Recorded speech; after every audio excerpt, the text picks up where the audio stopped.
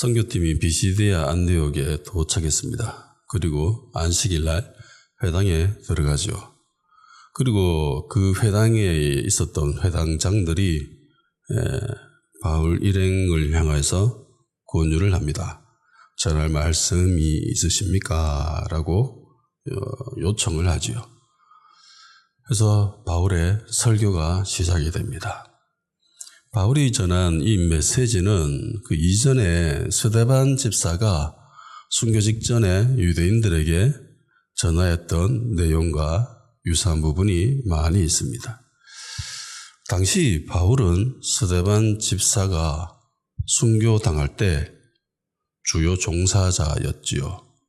저 사는 죽어 마땅하다라고 생각을 하고 겉옷을 보관해주는 사람으로 있었습니다. 마땅하다고 생각했죠. 설교를 들어보니까 저자는 죽어야 한다라고 생각을 했습니다. 그런데 지금 주님의 은혜를 받은 바울은 지금 완전히 다른 사람이 되어 있지요. 이전에 바울은 복음의 메시지를 싫어했지요. 혐오했습니다. 저주했습니다. 신성모독이다. 참남하다라고 생각을 했습니다. 그런데 지금 바울이 주님의 제자가 되었죠. 그리고 지금 예전에 스데반 집사가 전하였던 그 내용을 지금 자신이 전하고 있습니다. 이전에 자신이 그토록 싫어하였던 그 복음을 지금 자신이 전하고 있는 겁니다. 사람의 일이란 알 수가 없습니다. 저도 마찬가지입니다. 예전에 예수 믿는 사람들을 욕하고 공격하고 저주했던 사람이 지금 하나님의 진리를 선포하는 자로 이렇게 세워져 있습니다. 이것이 하나님의 은혜고 이것이 기적이며 이것이 하나님의 섭리입니다. 스데반 집사의 설교와 바울의 설교가 내용상 유사한 부분이 많다라는 것은 그 대상이 유대인이었기 때문입니다. 스데반 집사도 이 메시지를 들어보면은 구약으로부터 시작이 되지요. 그리고 바울도 마찬가지입니다. 이들은 유대인이고 이들은 유대교를 믿는 사람이고 이들은 성경에 대해서 너무나 잘 알고 있습니다. 삶에 있어서 유일한 기준이 성경이지요. 절대적 기준이 성경이라는 것이 있었기 때문에 이들이 이전에 알고 있던 그 배경을 가지고 복음을 전합니다. 그러니까 점차 빌드업을 해 가는 거죠. 서로 공유되어지고 합의되어지는 그 부분에서 시작이 되는 거예요.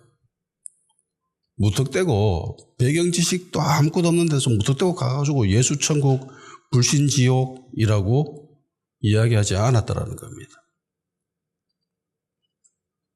그렇게 하면은 반감만 커질 뿐이죠. 간혹 길거리를 지나가다 보면은 전도에 매우 열정을 가지고 있는 사람들을 보게 됩니다. 옷도 이렇게 십자가, 그리고 빨갛게 십자가 되는 거, 위에 모자는 왕관도 쓰고 오토바이나 차나 끌고 다니면서 예수 천국 불신 지옥이라면서 찬양 크게 틀어놓고 고함치는 그런 사람들을 볼 수 있게 됩니다. 가끔은 확성기까지 들고 다니면서 예수 천국 불신 지옥, 예수 믿으라고 그렇게 부르짖는 사람들이 있습니다. 그런 사람들을 보면 제일 먼저 가지는 생각은 와, 대단하다라는 생각입니다. 와, 정말 대단하다. 엄청난 열정이다. 라는 생각을 가집니다. 전도에 대해서 저렇게 열심히 일 수가 있을까? 그러지 못한 나의 모습을 보면서 부끄럽기도 합니다. 그런데 그 모습이 그리스도인들이 가져야 될 보편적인 기준인가? 라고 물어본다면은 저는 아니라고 이야기합니다. 일부에서는 그렇게 할 수도 있지요. 복음을 전하는 것에 이런 모양 저런 모양이 있을 수도 있으니까 그럴 수도 있습니다. 근데 이것이 모든 그리스도인들이 가져야 될 보편적인 기준, 모범적인 기준이냐라고 했을 때는 아니죠. 아닙니다. 그리스도인들 역시 이 땅에 살아갑니다. 세상 사람들과 어울려서 살아가야 합니다. 우리끼리 살아가는 게 아니죠. 수도원에서 벽 쳐놓고 우리끼리 살아가는 게 아닙니다. 세상에서 같이 살아가야 돼요. 세상 사람들과 어울려 살아가야 됩니다. 그리고 우리 그리스도인들이 평소에 세상에 보여주는 모습으로 통해서 전도가 이루어져야 되는 거예요.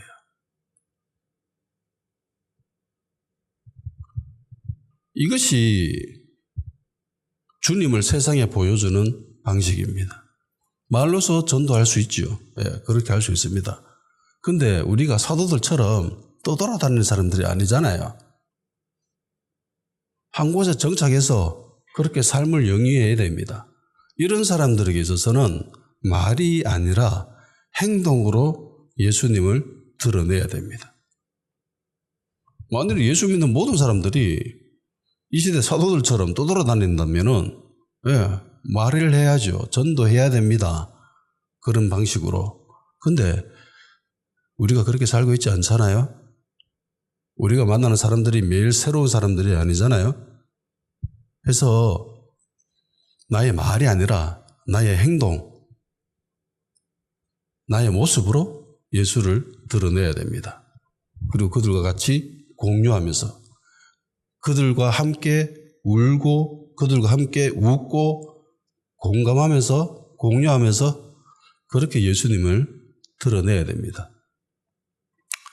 코로나 이후에 2020년도 종교에 대한 이미지를 조사한 결과가 있습니다. 3대 종교에 대해서 불교라고 했을 때 어떤 이미지가 떠오릅니까? 라고 물어봤어요. 조사한 결과가 이렇습니다. 불교, 온화한, 절제하는, 따뜻한, 윤리적인, 착한, 신중한, 고지식한 이런 순으로 되어 있습니다. 천주교는 어떨까요? 비슷해요. 불교랑 온화한, 따뜻한, 윤리적인, 깨끗한, 가족적인, 착한. 불교는 천주교는 비슷비슷하죠. 그러면 개신교는 어떨까요? 제일 먼저 떠오르는 이미지가 이겁니다. 거리를 두고 싶은, 이중적인, 사기꾼 같은, 이기적인, 배타적인, 부패한. 이게 세상 사람들이 개신교를 향한 이미지입니다. 아무리 찾아봐도 긍정적인 이미지는 하나도 없습니다.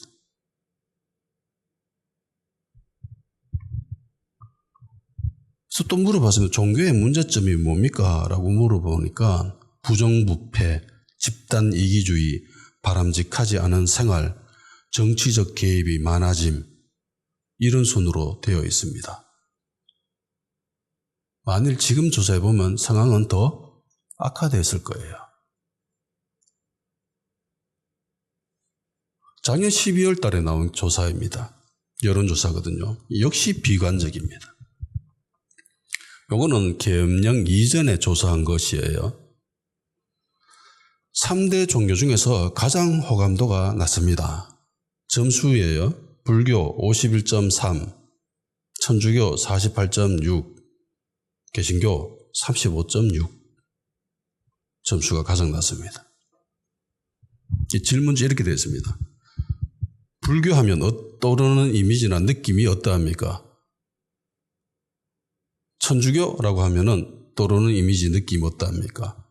개신교라고 하면은 떠오르는 이미지나 느낌이 어떠합니까? 라는 질문을 했습니다. 이 질문을 신자들에게도 하고요. 그리고 불신자들에게도 했습니다. 그러니까 불교 신자 아닌 사람들, 천주교 신자 아닌 사람들, 개신교 신자가 아닌 사람들에게 공통적인 질문을 했습니다. 불교 신자들입니다. 자비, 마음, 절, 천주교 이렇게 되어 있어요. 천주교는 마리아, 성당, 신부, 평화. 그러니까 불교나 천주교는 신자나 불신자나 가지고 있는 이미지가 거의 같습니다. 그런데 개신교는 이 갭이 엄청나게 달라요. 불교는 신자든 불신자든 뭐 자비, 마음, 절 이런 이미지가 있어요. 천주교도 똑같아요. 신자든 불신자든 마리아, 성당, 신부 이런 이미지가 있습니다. 평화. 그런데 개신교는요, 신자들은 이런 이미지를 가지고 있습니다. 사랑, 믿음, 하나님, 구원, 십자가 이렇게 되세요. 그런데 불신자들은요, 사이비, 종교, 목사, 이기적, 전도, 강요, 배타적 이렇게 되어 있습니다. 그러니까 신자들이 가지고 있는 개신교에 대한 이미지와 불신자들이 개신교를 향한 이미지가 다른 두 종교보다 확연하게 달라요. 왜 이럴까요?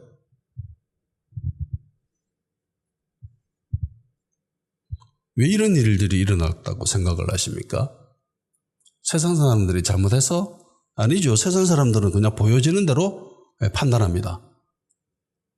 그러니까 교회 사람들은요, 교회 안에서 이야기하는 말과 세상에서 살아가는 행동이 완전히 다르다는 거죠. 우리는 이걸 전문용어로 외식이라고 합니다. 예수님이 그토록 혐오하고 진노하였던 외식을 현대 그리스도인들 대부분이 가지고 있다는 거예요. 하나님이 문제 있겠습니까? 없죠. 그럼 성경에 문제가 있습니까? 없습니다. 예수님도 문제가 없습니다. 문제는 우리에게 있죠. 교회에게 있습니다. 목사들에게 있습니다. 성도들에게 있습니다. 우리가 잘못 행동하고 있어요, 지금. 이때까지 교회들은 전도에 그냥 목숨을 걸었습니다. 전도 열심히 해서 사람들 교회 많이 나오게 하면 그러면 성공한 목사고 훌륭한 교회고 성공한 교회고 어떻게 쓰든 전도하라고 합니다. 마치 기업들이 영업 실적 올리듯이 어떻게 쓰든 무슨 방법을 쓰든 전도해라. 사람들 교회 데리고 와라. 남에게 피해를 줘도 괜찮다. 무례해도 괜찮다. 어떻게 해서든지 사람을 교회에 데리고 와서 예수님 믿게 해라. 뭐 약간 거짓말해도 괜찮다. 약간 사기쳐도 괜찮다. 어쨌든 교회에 데리고 와라. 이런 방식으로 전도에 열을 올렸습니다. 그 결과 교회는 많아지고 수도 엄청나게 커지고 성장했죠. 그들이 주장하는 것들 중에 말씀들이 있지요. 너는 말씀을 전파하라. 때를 얻든지 못 얻든지 항상 힘쓰라. 라는 이 말씀을 근거로 삼아서 언제든지 복음을 전해야지. 전도해야지. 때가 되든 안 되든 상황이 되든 안 되든 무조건 말씀을 전해야 돼. 복음을 전해야 돼. 전도해야 돼.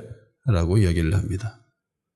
자, 근데 이 말씀이 진짜 전도에 관한 말씀인지 한번 봅시다. 디모데후서 4장 2절 4절이거든요. 너는 말씀을 전파하라. 때를 얻든지 못 얻든지 항상 힘쓰라. 때가 이르리니 사람이 바른 교훈을 받지 않으며 귀가 가려워서 자기의 사욕을 따를 스승을 많이 두고 또 그 귀를 진리에서 돌이켜 허탄한 이야기를 따르리라 라고 되어 있습니다. 이 말씀을 현대 성경에는 이렇게 번역하고 있습니다. 언제 어느 때든지 하나님의 말씀을 열심으로 전파하시오. 기회를 얻든지 얻지 못하든지 또 그 시기가 좋든지 나쁘든지 열과 성을 다해 가르치시오.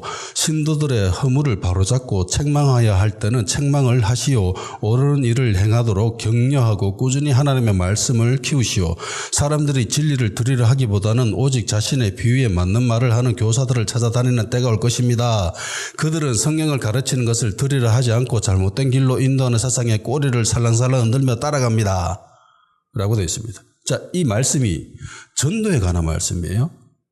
물론 전도도 포함이 됩니다. 근데 엄밀히 이야기하면은 전도만을 이야기하는 게 아니죠. 성도들에게 하나님의 말씀을 잘 가르쳐라는 거예요. 때가 되든지 뭐 안 되든지 잘 교육하라는 거예요. 잘 양육하라는 겁니다. 책망할 거 있으면 책망하고 타이밍 되면 그때 책망할게요. 그게 아니라 책망한 문에 보이면 바로 책망하라는 거예요. 그러니까 성도들이 성장할 수 있도록 말씀으로 계속 잘 가르쳐라는 거예요. 때를 얻든지 못 얻든지.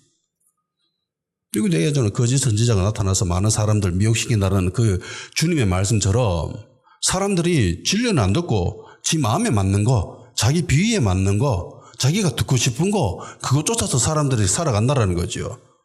그렇게 안 되도록 잘 가르쳐라는 겁니다. 그런데 지금 보면 그러고 있죠. 교회가, 성도들이, 목사가 진리엔 관심도 없습니다.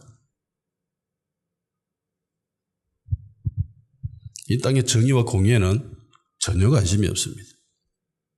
교회에 덕이 되나 안 되나 그것만 기준으로 삼고 있습니다. 교회에 덕이 되면 어떤 인물이든 상관이 없다라고 생각하는 것 같아요.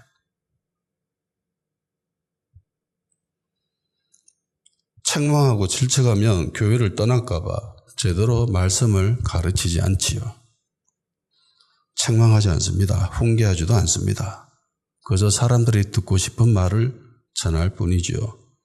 헌금 얻고 만족해 합니다. 교회 사람 수가 많아지면 성공했다고 생각하지요. 바울은요, 안디옥에 있는 유대인들에게 예수님을 전하려고 왔지요. 그런데 구약의 이야기부터 시작을 합니다.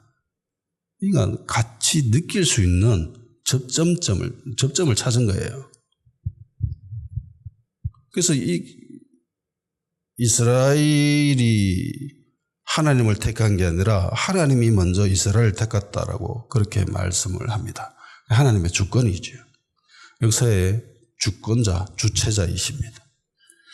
그리고 애굽 땅에서 나그네 생활을 하던 이스라엘을 하나님이 큰 권능으로 이끌어내셨다.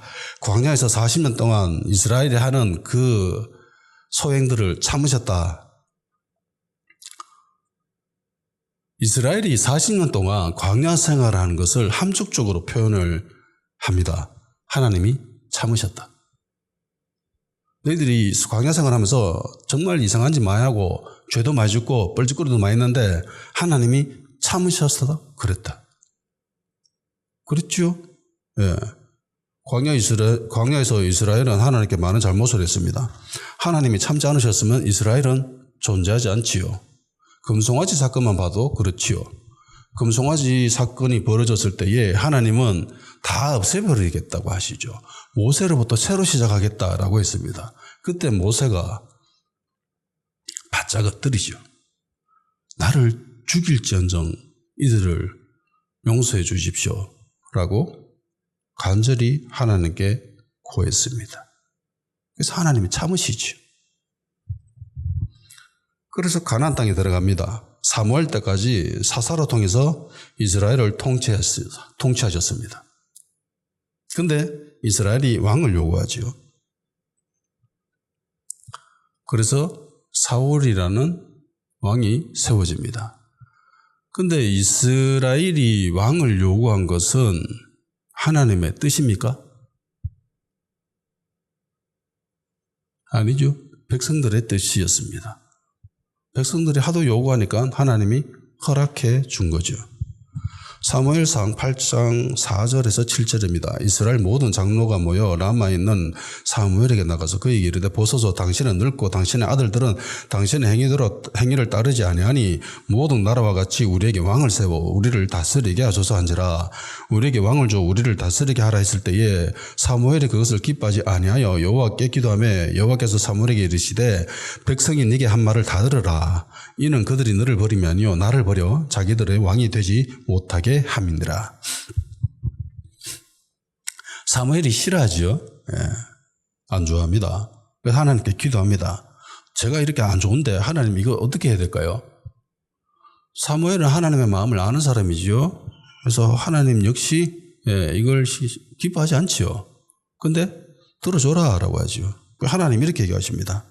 내가 왕이 되는 거 저들이 싫어한다. 그러면서 8장 18절에서 22절까지 이렇게 되어 있습니다. 그날에 너희는 너희가 택한 왕으로 말미암아 부르짖고 그날에 여호와께서 너희에게 응답하지 아니하시리라 하니 백성이 사무엘의 말 듣기를 거절하여 이르되 아니로소이다. 우리도 우리 왕이 있어야 하리니 우리도 다른 나라들 같이 되어 우리의 왕이 우리를 다스리며 우리 앞에 나서서 우리의 싸움을 싸워야 할 것이니이다 하는지라.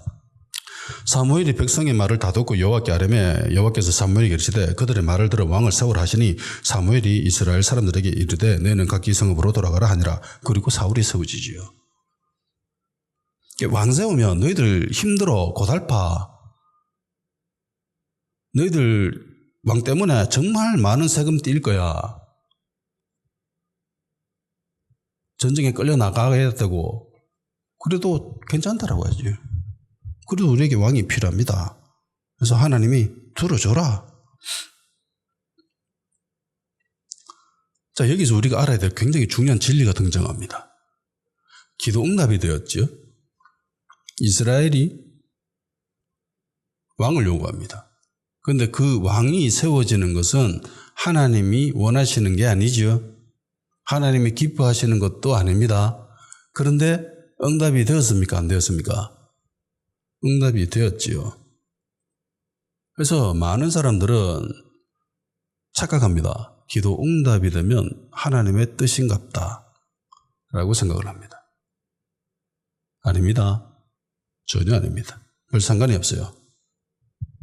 이 관계는 별 상관이 없습니다. 광야 생활을 하면서 만나만 계속 먹었죠. 고기도 먹고 싶었습니다. 애굽에서 종살이 하던 때에 그때는 고기를 먹었거든요. 그래서 슬퍼서 울었습니다. 우리에게 고기 좀 더. 그때는 고기 먹었는데 지금 고기 못 먹는다 이러면서 막 슬피 통곡하면서 울어요. 근데 그것이 하나님이 원하시는 거였어요? 만나를 구하는, 만나 이외에 다른 것을 구하는 거? 원하는 게 아니었죠. 그런데도 하나님은 메추라기 떼를 보내서 그들에게 고기를 먹게 합니다. 기도응답이 되었죠. 그런데 그 기도응답이 되었다고 그게 하나님의 뜻이었습니까? 아니죠. 고기가 이빨 사이에 끼인 채로 많은 사람들이 죽어갔습니다.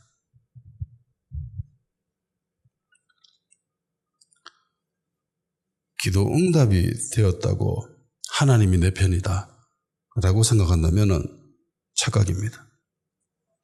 물론 기도 응답이 되는 것은 하나님의 뜻이냐 아니냐하고는 별 상관이 없는 겁니다. 예수님도 말씀하셨죠. 내 이름으로 무엇이든지 구해라. 그러면 응답 받는다.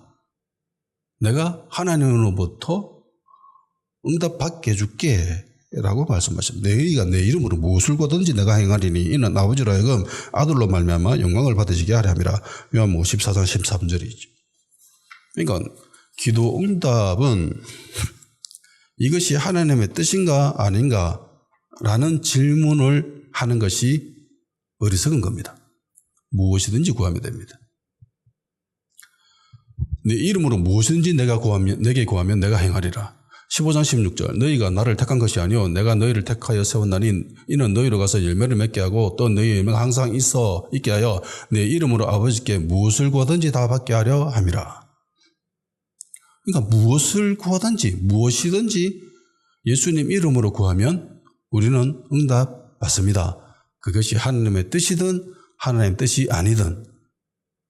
그러고 뭐 짬뽕 먹을지 짜장면 먹을지 이거 오늘 저녁을 양식으로 할지 아니면 한식으로 할지 이거는 하나님의 뜻하고는 전혀 상관이 없죠. 이런 부분들은 그냥 내가 원하는 걸 구하면 됩니다. 크게 상관이 없는 겁니다. 그런데 착각은 하지 말아야 됩니다. 기도 응답 받았다고 이게 하나님의 뜻이다 라는 생각, 그런 건 하면 안 됩니다. 이스라엘 백성들이 하나님께 왕을 구하고 결국 사울이 왕으로 세워집니다. 근데 이 사울은 40년 통치하고 사라지죠. 하나님께 버림받습니다. 그리고 다윗이 세워집니다. 다윗이 이스라엘의 왕이 되고 하나님은 다윗을 향해서 내 마음에 맞네, 내 마음에 든다. 이전 번역에는 내 마음에 합한 사람이다 라고 되어 있습니다. 이 문장을 직역하면은 이렇게 되어 있습니다. 내 마음을 따르는 사람이다. 요거를 내 마음에 든다, 내 마음에 맞다 라는 거죠. 그러니까 어떤 사람의 마음을 알아서 그 마음을 따라간다라는 것은 마음에 드는 거죠. 내 마음에 꼭 든다. 그러려면은 마음을 알아야죠. 우선 하나님의 마음이 뭔지, 그래야 마음을 따라갈 수 있죠. 마음이잖아요. 하나님이 영이시기 때문에 볼 수도가 없습니다. 우리의 육의 눈으로는. 근데 하나님의 마음을 알면서 따라간대요.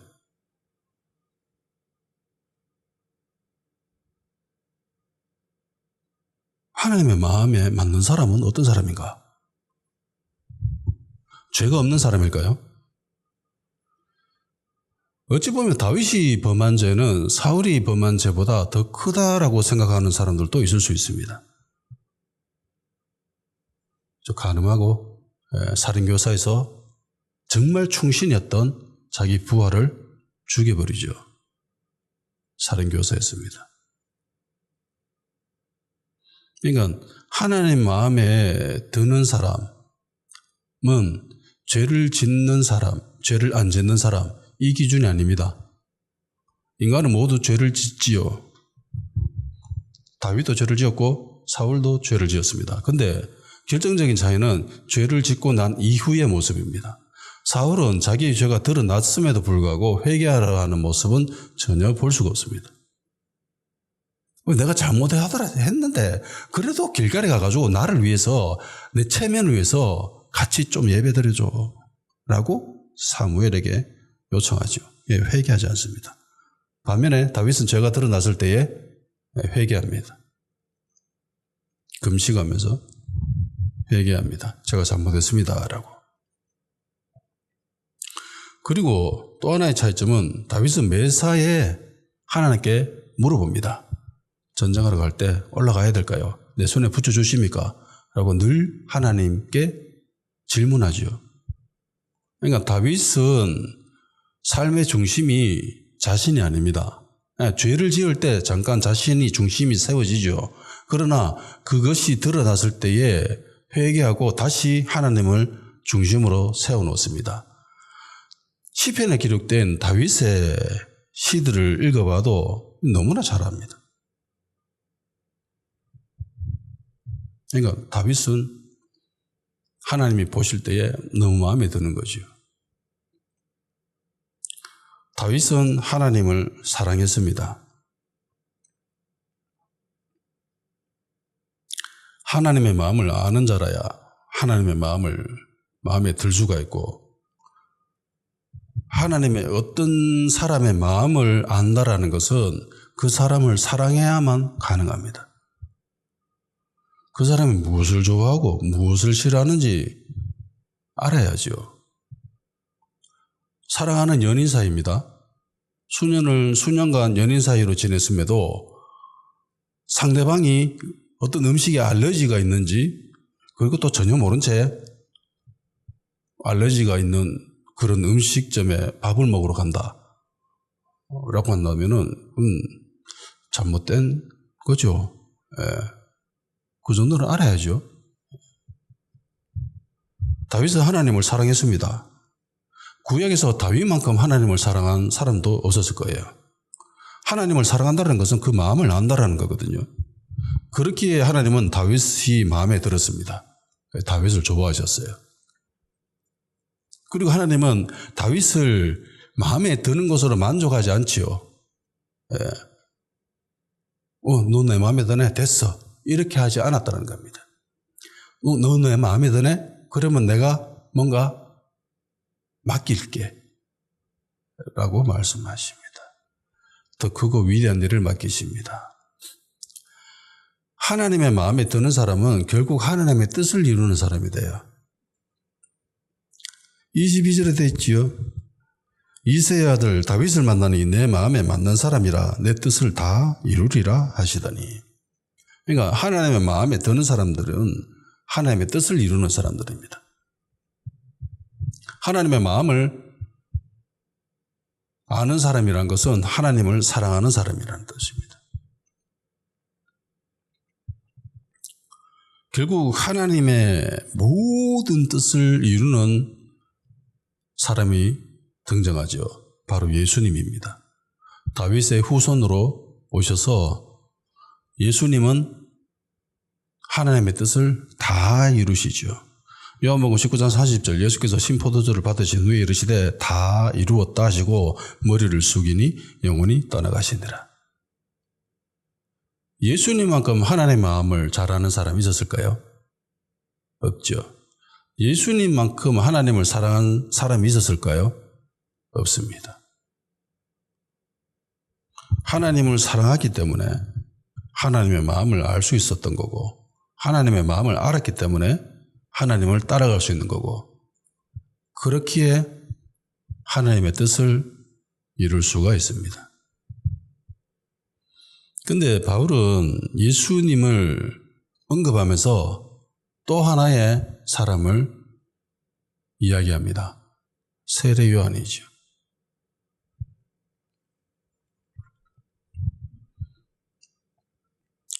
요한이 먼저 보내심을 받고 회개의 세례를 이스라엘에게 전파했다라고 말하고 있습니다. 왜 요한은 세례 요한을 이야기했을까요? 바울은 왜 세례 요한을 이야기할까요? 구약에 의하면은 메시아가 등장하기 전에는 반드시 먼저 보내심 받은 사람이 나타나야 됩니다. 외치는 자의 소리가 나타나야 됩니다. 메시아라면은 그 메시아 이전에 주의 길을 곧게 하는 자가 반드시 나와야 돼요. 이사야 40장 3절에서 8절입니다. 외치는 자의 소여 이르되 너희는 광야에서 여호와의 길을 예비하라. 사막에서 우리 하나님 대로를 평탄하게 하라. 골짜기마다 도두어지며 산마다 언덕마다 낮아지며 고르지 아니한 곳이 평탄하게 되며 험한 곳이 평지가 될 것이요 여호와의 영광이 나타나고 모든 유세가 그것을 함께 보리라. 이는 여호와의 입이 말씀하셨는지라. 말하는 자의 소리여 이르되 외치라. 대답하되 내가 무엇을 외치리까 하니 이르되 모든 육체는 풀이요 그의 모든 아름다움은 들의 꽃과 같으니 푸른 마르고 꽃은 시듬은 여호와의 기운에 그 위에 붐이라. 이 백성은 실로 풀이로다. 푸른 마르고 꽃은 시드나 우리 하나님의 말씀은 영원히 서리라 하라. 그러니까 외치는 자가 소리가 등장하죠. 주의 길을 예비하는 자. 말라기 3장 1절에 대해서 이렇게 되어 있습니다. 만군의 여호와가 이르노라. 보라 내가 내 사자를 보내느니 그가 내 앞에서 길을 준비할 것이요 또 너희가 구하는 바가 갑자기 그의 성전에 임하리니 곧 너희가 사모하는 바 언약의 사자가 임하실 것이라. 그러니까 메시아 이전에 한 사람을 먼저 보낸다고 합니다. 마태복음 3장 3절 저는 선지자 이사야를 통하여 말씀하신 자라 이르시되 광야에 외치는 자의 소리가 있어 가로되 너희는 주의 길을 준비하라. 그의 오실 길을 곧게 하라 하셨느니라. 요한복음 1장 23절 이르되 나는 선지자 이사야의 말과 같이 주의 길을 곧게 하라고 광야에서 외치는 자의 소리로라 하니라. 그러니까 세례 요한은 자신이 어떤 존재인지 누구보다 잘 알고 있죠. 나는 외치는 자의 소리다. 나는 그리스도가 아니다. 당시 히브리인들은 예수님보다는요, 요한에 대해서 더 잘 알고 있었습니다. 예수님이 선지자 가운데 한 명이다, 아니다, 메시아다 라는 의견들이 분분했었죠. 근데 요한에 대해서는 모든 사람들이 저 사람은 선지자다라고 인정을 했습니다. 멀리 떨어져 있던 아시아 지역에 살고 있던 유대인들에게도 이 소식은 전해졌을 겁니다. 대부분의 사람들은 선지자가 요한이라는데 다 인정하고 동의했습니다. 히브리인들이라면 누구나 다 알아는 이야기입니다. 근데 이 요한은 외치는 자의 소리죠. 주의 길을 준비하려고 먼저 보냄받은 자입니다. 자신에 대해서 너무나 잘 알고 있습니다. 나는 그리스도가 아니다. 내 뒤에 오시는 분이 있다. 그 사람이 메시아다. 근데 나는 그 사람과 비교하면은 그분의 신발끈도 풀 그런 능력이 안 되는 사람이야. 비교 불가하다라고 얘기합니다. 자신의 위치를 너무나 잘 알고 있습니다. 자신이 어떤 존재인지 너무나 잘 알고 있습니다. 자신의 정체성을 너무나 잘 알고 있는 사람이죠. 세례 요한에 관한 최고의 문장이 있습니다. 요한복음 3장 28절에서 30절. 내가 말한 바 나는 그리스도가 아니요 그의 앞에 보내심을 받은 자라라고 한 것을 증언하는 자는 너희니라. 신부는 취하는 자의 신랑이나 서서 신랑의 음성을 듣는 친구가 크게 기뻐하나니 나는 이러한 기쁨으로 충만하였노라. 그는 흥하여야 하겠고 나는 쇠하여야 하리라 하니라. 최고의 말입니다. 그는 흥하여야 하겠고 나는 쇠하여야 하리라. 이 땅에 있는 모든 목사들이 가슴에 새겨야 될 말입니다. 제가 기억하기로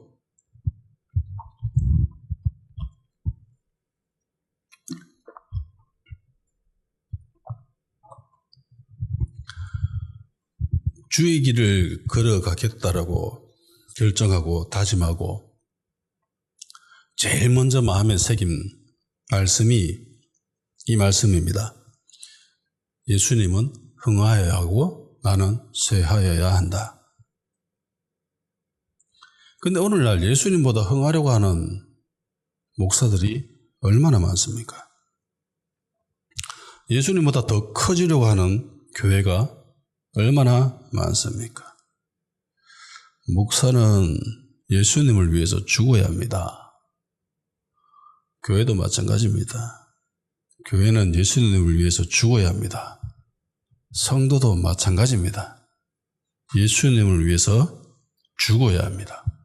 진리를 위해서 죽을 줄 알아야 됩니다. 그런데 어떤 사람들은 이렇게 이야기합니다. 예수님도 흥하고 나도 흥하면 안 좋습니까? 누이 좋고 매부 좋은 거 아닙니까? 가재치고 또랑 잡는 거 아닙니까? 근데 세례 요한은 자신이 누구인지 정확히 알고 있었고 세례 요한은 주저하지 않고 이렇게 얘기합니다.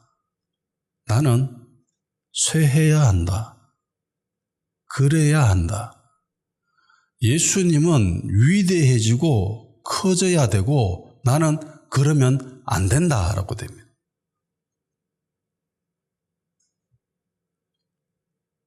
나는 그러면 안 된다라고 되어 있습니다. 그러니까 목사가 커지고 목사가 위대해지고 목사의 이름이 커지면 반드시 예수님은 작아지고 예수님의 이름은 사라지게 되어 있습니다. 이건 저울의 추와 같아요. 저울의 추가 한쪽이 무거우면 한쪽은 내려가고 한쪽은 올라가죠. 이런 이치와 똑같아요. 앞서 소개한 개신교를 향한 세상 사람들이 가지고 있는 이미지,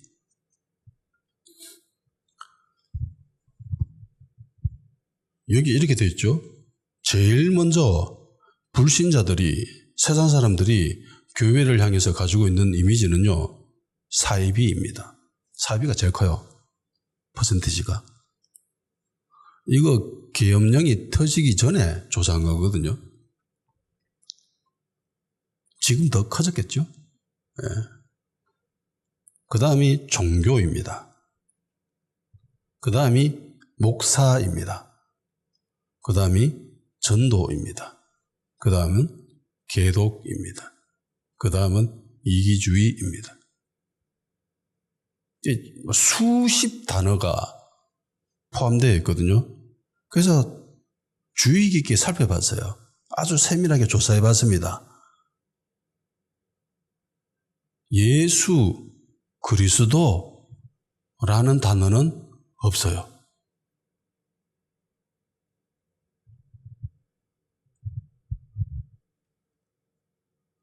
예수님이 없습니다. 교회의 존재 이유는 예수님이거든요. 우리의 존재 이유도 예수님이거든요.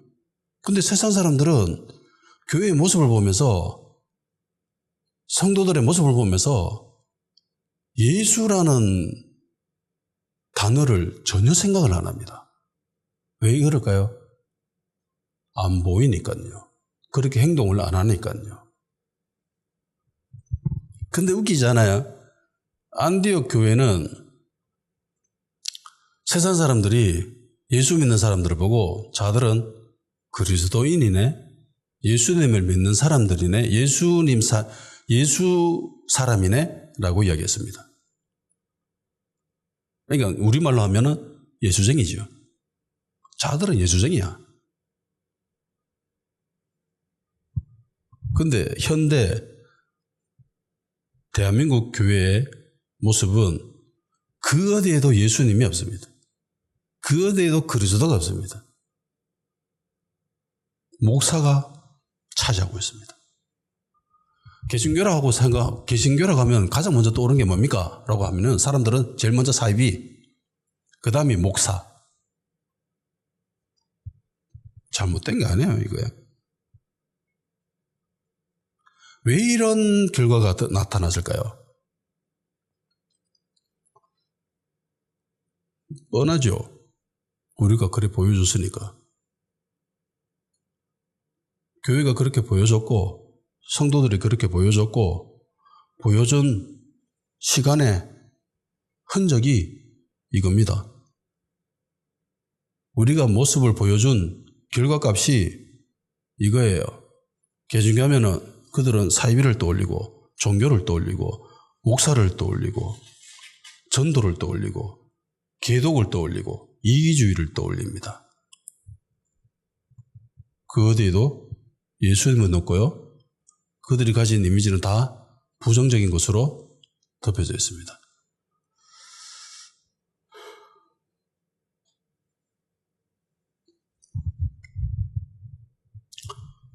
회개해야 됩니다. 예수님을 안 보여줘요. 일부 교회는 폭력을 보여주고 불법을 보여주고 욕을 하고 그러고 있습니다. 회개해야 합니다. 기도하는 시간 가지도록 합시다. 주님의 마음을 알아 주님을 사랑함으로 주님의 마음에 맞는 사람, 그리하여 주님의 뜻을 이룰 수 있는 교회와 성도 될 수 있게 하여 주시옵소서. 주님을 말만 하는 것이 아니라 나로 통해서 예수님의 모습이 드러나게 하여 주시옵소서. 주님은 행하시고 우리는 쇠하여 지시다. 주님.